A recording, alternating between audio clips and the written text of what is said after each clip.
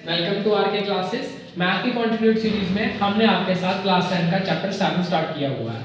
Exercise 7.2 तक हम पहुंच गए हैं। आज बुक का क्वेश्चन नंबर 2 मैं आपके साथ डिस्कस करने लगा हूं, जो कि एग्जाम पॉइंट ऑफ व्यू से काफी ज्यादा इंपॉर्टेंट है।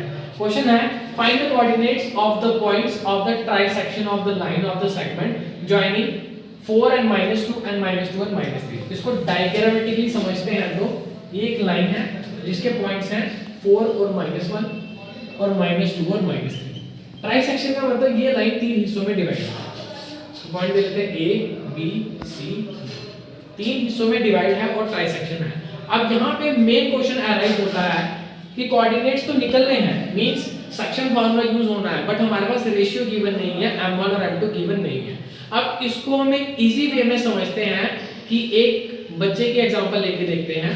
मान लीजिए एक बच्चा यहाँ पे खड़ा है, अगर वो अपने आप को नोटिस करे तो उसके पास सेगमेंट का एक पार्ट है और उसके आगे सेगमेंट के दो पार्ट्स रिलाई कर रहे हैं, जिसको नंबर में देता है 2 और 3। मींस इसके पास सेगमेंट का एक पार्ट है। तो अगर हम फर्स्ट क्वाड्रेंट के साथ जाएं, फॉर फर्स्ट क्वाड्रेंट m1 उसके लिए क्या बन जाता है, जो उसके पास है 1, और m2 उसके लिए क्या बन जाता है, जो उसके आगे दो पार्ट्स पड़े हैं वो है 2। ये हो जाएगा फॉर क्वाड्रेंट 1। और उसी तरीके से अगर हम जाएंगे फॉर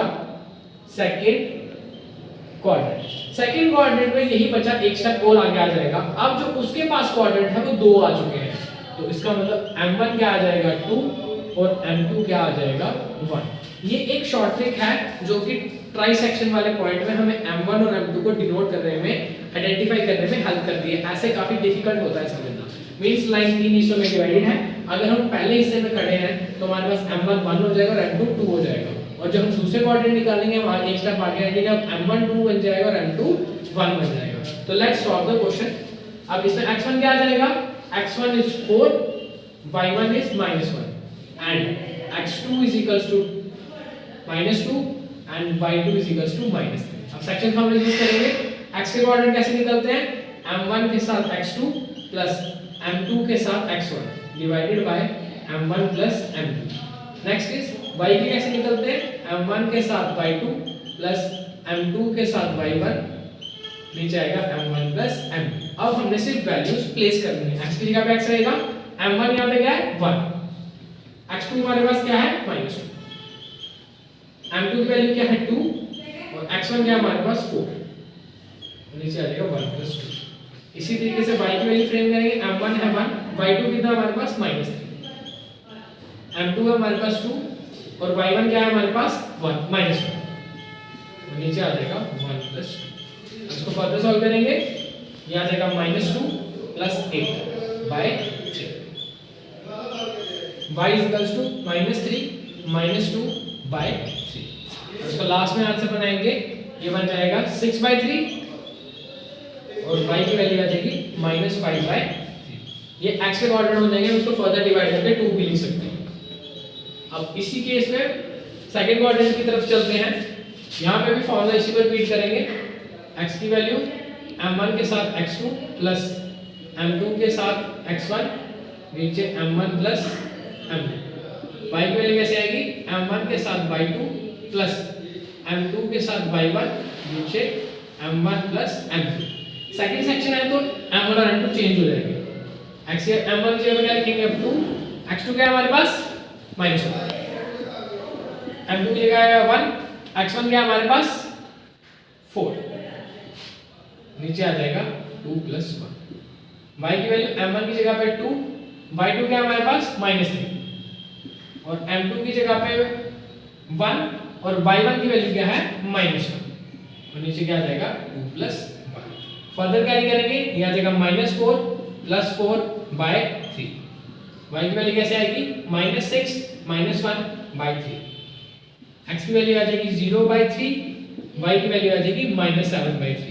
तो फाइनल x की वैल्यू क्या आ जाएगी 0 और y की वैल्यू क्या आ जाएगी -7/3। यहाँ पे ट्राइसेक्शन पूछा था, मींस लाइंस तीन हिस्सों में डिवाइडेड है। इसके m1 और m2 लेने की एक शॉर्ट ट्रिक है कि आप पहले यहाँ खड़े हो जाइए, जो सेक्शन आपके पास है वो आपका m1 दैट इज 1 और आगे वाली दो सेक्शन है वो आपकी m2 बन जाएंगे, और इसको सॉल्व करेंगे x1 y1 लेके।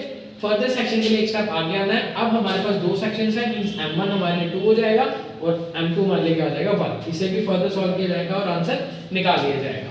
होपफुली इसमें कोई आपको कोई डाउट ना हो। Thanks for watching.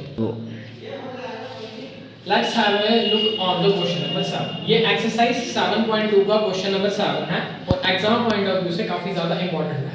क्वेश्चन छोटा है बट ट्रिकी है, आइए से समझते हैं। पहले लिखा है find the coordinates of point A. हमने कोई पॉइंट ए है उसके कोऑर्डिनेट्स निकालने हैं जिसमें ए बी एक डायमीटर ऑफ द सर्कल है। मींस ये ए बी आ गया, ये हमारे पास डायमीटर ए ब्लैक से बना दो ताकि और ज्यादा विजिबल हो जाए। ये हमारा सर्कल आ गया, ये डायमीटर आ गया a और b। हमें कोऑर्डिनेट्स निकालने a के, तो इसका मतलब इसको x और y लेते हैं क्योंकि ये हमारे पास नहीं है। b whose center is 2 and -3। Centre में 2 पॉइंट्स हैं 2 और -3 और b के पॉइंट कितने हैं 1 और 4। ये हमारे पास डायग्रामेटिकली रिप्रेजेंटेशन से डाटा आ रहा है जो हमने सॉल्व करना है। हमेशा याद रखना है सेंटर हमेशा तब निकलेगा जब फर्स्ट का पहला और सेकंड वाले का पहला डिवाइडेड बाय 2 होंगे। मींस अगर मैं इस x को और इस 1 को प्लस करके डिवाइड करूं 2 के साथ तो मेरा सेंटर का 2 आ जाएगा। ये होते हैं यूजिंग मिड पॉइंट फार्मूला। तो मिड पॉइंट फार्मूला पूरी एक्सरसाइज में सिर्फ इसी एक क्वेश्चन में सॉल्व हो रहा है क्योंकि इसमें सेंटर के कोऑर्डिनेट्स दिए। कौन से दिए हैं? सेंटर के कोऑर्डिनेट। तो हम लिखेंगे by using mid point formula. हमने x निकालना है, मींस हमने सेंटर हमारे पास 2 दिया हुआ है तो 2 हमारे पास आएगा कैसे? वो आएगा x प्लस 1 डिवाइडेड बाय 2 और जो ये -3 है ये कैसे निकलेगा? y plus 4 divided by 2। ये मिड पॉइंट है, मींस यहां से फर्स्ट और यहां से फर्स्ट डिवाइड करेंगे 2 के साथ तो यहां का फर्स्ट आएगा, यहां का सेकंड डिवाइड करेंगे 2 के साथ तो सेंटर का सेकंड पोर्शन आएगा। अब इसे सॉल्व कर लेते हैं। 2 by 1 is equals to x plus 1 by 2 minus 3 by 1 is equals to y plus 4 by 2। इसको इसके साथ मल्टीप्लाई करेंगे 4, इसको इसके साथ करेंगे x plus 1, इसको इसके साथ करेंगे -6 और ये बन जाएगा y plus 4। होपफुली इसमें कोई डाउट ना हो। अब हम लेंगे x plus 1 is equal to 4, y plus 4 is equal to -6।